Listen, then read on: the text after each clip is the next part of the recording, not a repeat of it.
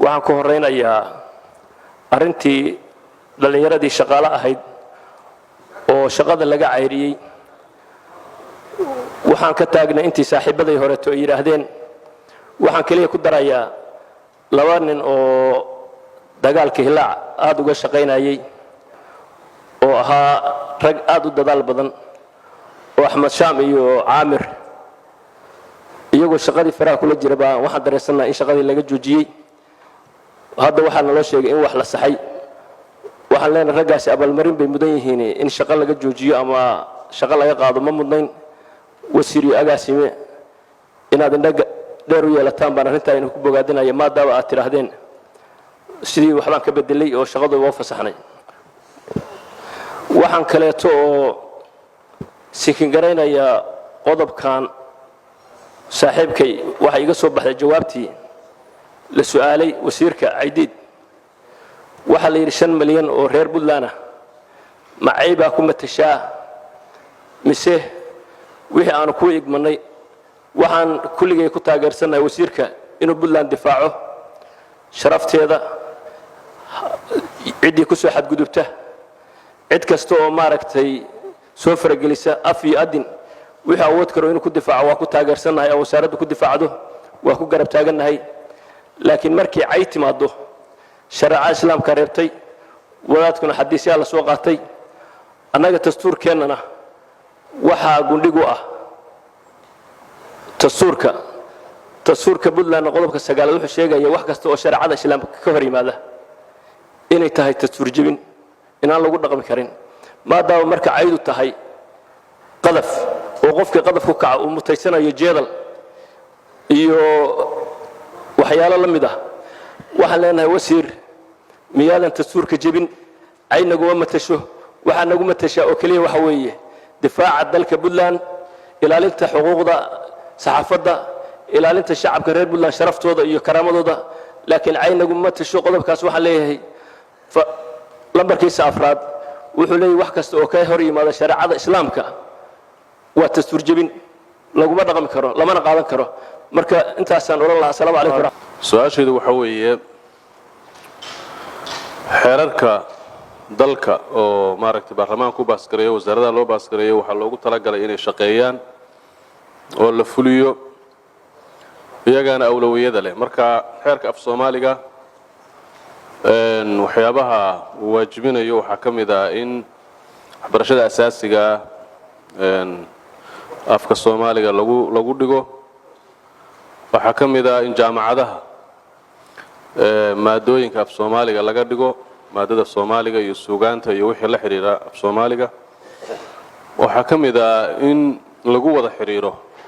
communicationka dawladda hay'adaha cid kasta oo maaragtay shaqo qabanaysa ama hay'adaha maxalli ah ahaadeen ama kuwa dawli ah ahaadeen waxa kamid ah sloganiska iyo boorarka iyo waxyaabaha dadku ay lagu tilmaamayo in ay ku qoraadaan ma muuqato waaqaca in la fuliyay xeerkaas qodobada ka hadlaya fulintiisa af Soomaaliga ganaxyo badan baa ka waajibaya si adag baa qodobadaas loogu tilmaamay xeerka fulintoodiina ma muuqato iskuuladeenna waxay u badan yihiin hadda luqadda Ingiriiska lagu dhigaa jaamacadaheena waxa laga yaabaa af Soomaaliga inaan lagu dhigin macaamalaadkeena iyo xiriirkeenu kuma salaysna af Soomaaliga taasina waxay keenaysaa af Soomaaligii la ilaalinayay inuu dhinto oo khabaxo arintaas wasaaraddu maxay ka qabanaysaa maxayse ka qabatay qodobka kale oo aan ku darayaa tala soo jeedinta waxay tahay wasiirka halkan waxa looga soo jeediyay xildhibaano badan oo soo jeediyeen in khalad dhacay oo ku khaldamay hadaladiisa malaa'igna qofku ma waa khaldami karaa laakiin arabtu waxay tiraahdaa i'tiraafu al-khata' min ar-rujula qofku khaladkiisa inuu qirto oo ka noqdo raganimada iyo dadnimada ka mid tahay ama geesnimada ka mid tahay khaladkiisa saxduna iskuma khaldama waa la kala garan karaa waxa khaldan iyo waxa saxan qofku caadi buu kala garan karaa ee wax maaragtay xeerar ba hadda laga hadlay xeerar waxa ku qoran waa la garanayaa qofku wixii ka soo fulay uu garanayaa wasiirku sida uu ugu dhiiran yahay difaaca kale waa inuu ugu dhiiradaa haddii khalad ka dhacay inuu ka noqon karo oo waxay ka mid tahay geesinimada iyo maaragtay mas'uuliyadda wixii khalad jira waxaan soo jeedinaynaa ku tala bixinaynaa in ka dhamaatay xilligan intaasaan kusoo gaabinaya assalaamu calaykum anigu su'aal ma qabo su'aalihii xildhibaanadii iga horreeyey baa qaatay laakiin waxaan soo jeedinayaa tala soo jeedin wasaaradda shaqadeeda si fiican baan u garanayaayo muddo 9 sano shaqaale ka ahaa intaanan golaha ku soo biirin shaqada ay hayaan gaar ahaan TV-ga marna aan shaqaale ka ahaa marna aan ka ahaa agaasimo waaxeed taladan marka soo jeedinayo horta baarlamaanka iyo isla xisaabtanku waxa weeye inaad shaqadii aad hayseen aad sii dardargelisaan wixii ka qaldabeena aad iska saxdaan uun weeye tan labaad waxa weeye dhinaca warbaahinta waxaan joognaa adduunka hadda wuxuu u gudbay social media oo laga guuray barigii anigu aan warbaahinta ku soo biiray idaacadda ayaa TV-ga cid hadda daawato oo dama sheegi kadho marka waa digital media weeye dhinaca social media-na warbaahinta maaragtay waliba warbixinada featureska oo taabanaya maaragtay deegaanada iyo xogaha jira in loo badiyo oo dhinaca xoogga la saaro shaqaalaha warbaahinta ka shaqeeya guud ahaan hadday noqoto ama kuwa dawladda ama kuwa kale waa shaqaalaha waxay ka mid yihiin shaqaalaha aan nasan oo aan fasaxa lahayn sida booliska caafimaadka ciidda waa shaqeeyaan inagu xilliga aynu seexano hurdadu ugu macaan tahay xataa kuwa hadda warbaahinteena ka shaqeynaya TV golaheena xilliga hurdadeenu ugu macaan tahay aynu seexano iyagu shaqeeyaan oo waxa weeye shaqadu waxay bilaabataa wixii duhurka wixii hore gelin karo waxa la soo qabtaa oo farsamaan ka shaqeyn jiray bisnayntiina ilaa 10 galabnimo ilaa 5 galabnimo marka waxaan leeyahay ka dawladahaana in shaqaalaha warbaahinta aanu duruufaha ka jiraan ogahay muddo 9 sano ku dhowaan ka shaqeynayay in madaxweynuhu iyo dawladdu ay hoos u eegto haddii xilligan dagaalka iyo laga baxo waa soo jeedin lahaa ka xildhibaan ahaan guud ahaan waxaan leeyahay shaqada halka ka sii wadaanin sii wada wasiirkuna waa mahadsan yahay dadaalkiisa iyo difaaciisa iyo waana bini aadan oo qofku waa qaldami karaa laakiin inta wanaagsan oo uu samaynayo baa ka badan inta kale ayaan leeyahay hore u socda dhamaantiin aad baan u salaamaya su'aalaha inta badan waa la qaatay dhowr su'aalood yaryar baan rabaa wasiirka inaa wasaaradda wasiir xeerka isgaarsiinta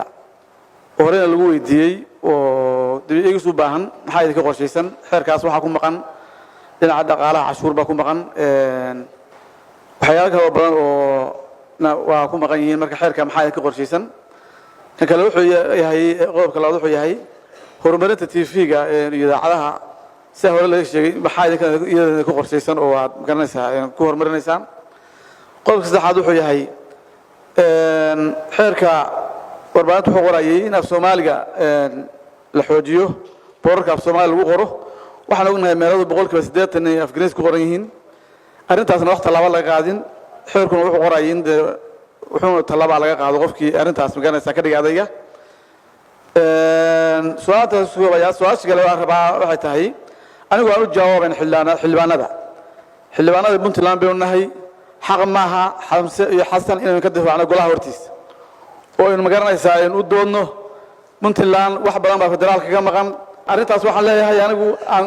wasiirka wasaaradda wadiina wixii Puntland khusaya waa maasantiin wassalaamu calaykum waraxmatullaahi wabarakaatuh horta anagu baarlamaan federaaliya ma nihiin baarlamaan Puntland baanu nahay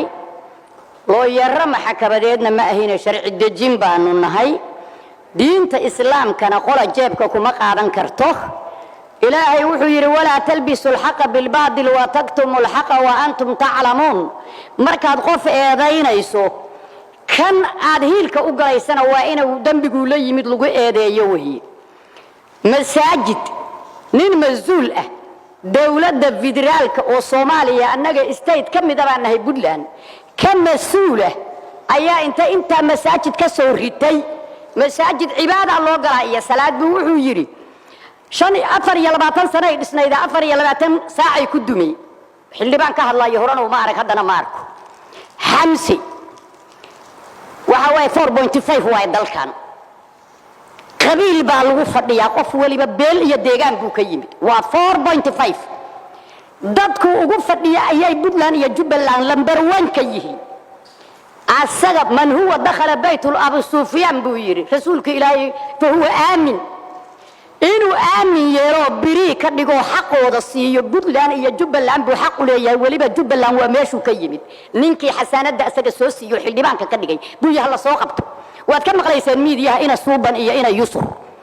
waxa weeyaan haddaanan annaga difaacayn baarlamaanka Puntland iyo golaha wasiiradu haddayan Puntland difaacayn xasaanada inaan qasab u sidana maba noqonayso annagana xeer hoosaadkaan qabanaya waxa weeye wasiir horta waad mahadsantahay shaqadaadaad ku mahadsantahay afhayeennimadaada idinkuna kan wasiir ku xigeenka iyo miidiyahan uma shaqeeyo Puntland waa ina shaqaysaan meesha waxa lagu jiraa dagaalkii ka dhexdhacay naata iyo warso waa ina dagaalantaan weeye wasiir Nobel Prize baan ku siinaynaa shimbirti ixtiraada afka kaga haraad annaga ku siinayna Nobel Prize waxa soo haray gudoomiye innaga ka baarlamaan ahaan adigoo mahadsan xeer hoosaadka iyo bal gudiga shuruucda aynu u noqono waxa soo haray oo ninku dilay walaalka dugsi kuma jiidee doofaarka ficil la'aan naartu ay ku dubatay nin waraaba dabar yiri dib uu uga shalaaya daanyeerku meeshu daaqay shalay ilowiyay war absame anaga waa tolkayo ma ku xad gudbi karno xildhibaan nasiib baan filayaa su'aashiisii ugu horeysay labada wariye shaqada laga joojiyay waxay ahayd su'aashiisu laba wariye shaqada laga joojiyay horta xildhibaan uma jiro wariyaha waxa lagu yiri xarunta dhexe u soo shaqo tag xarunta dhexena waa meesha ugu muhiimsan ee telefisinku uu leeyahay isna dadka hablaha iyo ragga dadka ugu waaya aragsan buu ku jiraa marka eedaasi ma jirto absolutely wixii uu ka tawday oo cabasho dan ah ee wariyuhu ka tawdayna waa uga garownay oo horaan uga jawaabay su'aashaas inuu nin weyn yahay xaasle yahay magaalo degan yahay magaalo kale uu guurideedu ay duruuftiisu u saamaxayn cabashadana waa ka jawaabnay waa mahadsan tahay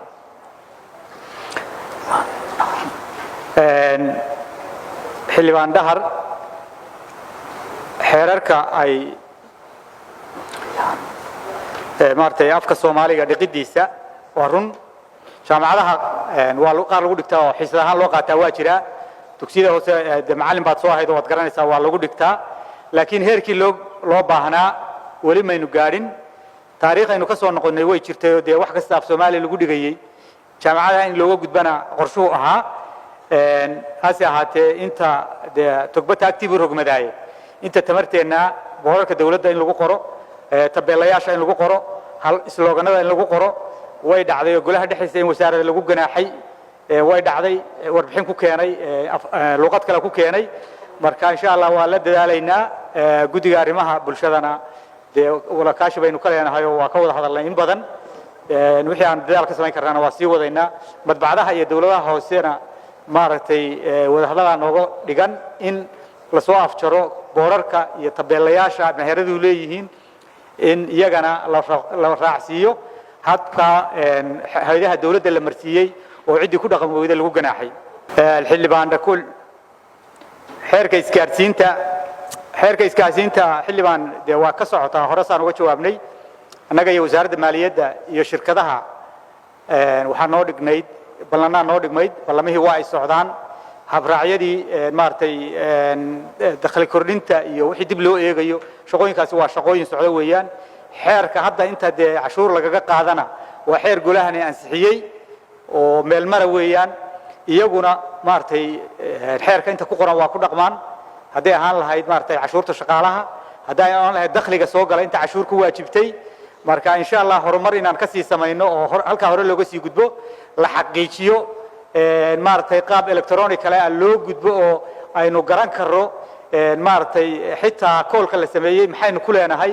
internetka la sameeyay maxaynu ku leenahay qaab xisaabtankiisu ka sii wanaagsan yahay baa noo qorshaysan in loo gudbo shirkadaha aanu ka wada hadalnay maartay madax naga sareysa aanu kala hadalnay insha Allah maxsuulkeeda in la gaaro la fuliyo baa noo hadhay kaana aad baad u mahadsantahay xilbaan horumarinta idaacadaha iyo maartay iyo TV-ga in la hormariyo sida radio galkacaan uga jawaabnay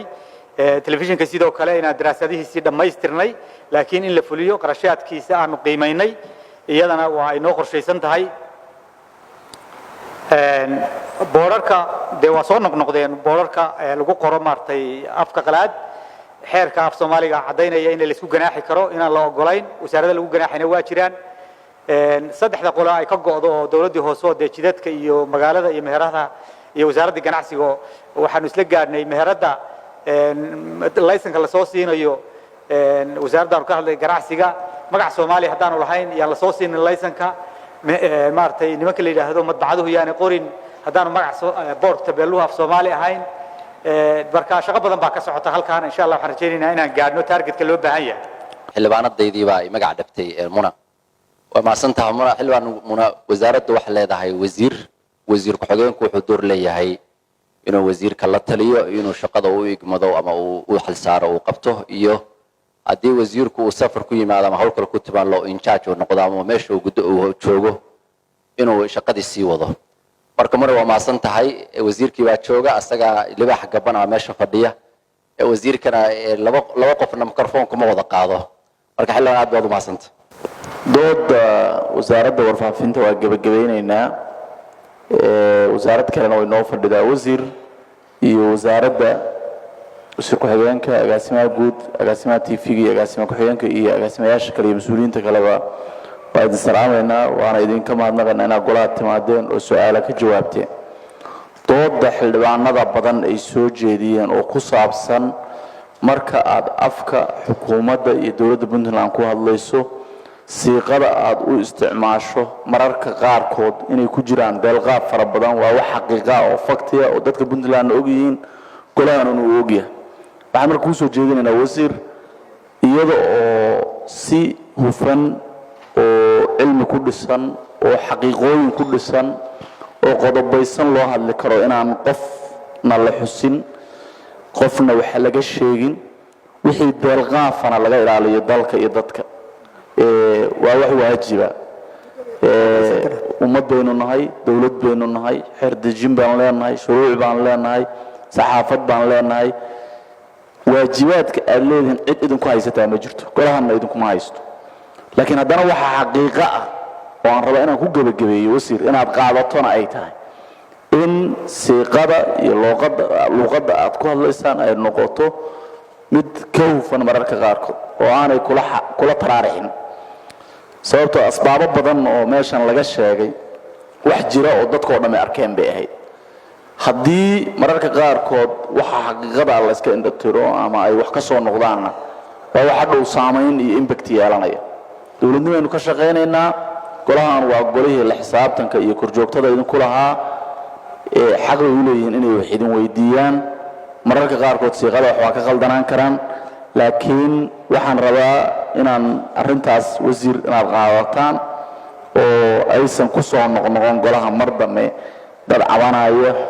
waxyaabo deelqaaf oo dawladna waana asbaabta la idinku yeeray haddii marka aynu ka dhigno inaan waxba ka jirinna xaqiiqada ma aynaan taaban marka wasiir intaasna tala soo jeedin weeye